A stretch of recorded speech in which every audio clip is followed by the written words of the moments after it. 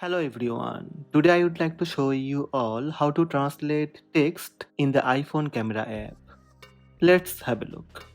Before we start, make sure you are using iPhone iOS 16 or later.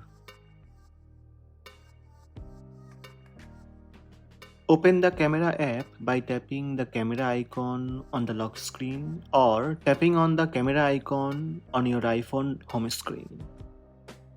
Point the camera at some text you want to translate so that it's centered in the viewfinder.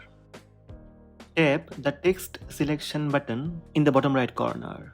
When you tap the text selection button, it turns yellow.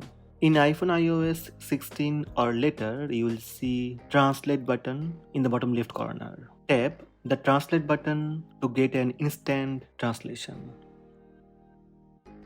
That's it. These are the steps to translate text in the camera app on iPhone iOS 16 or later.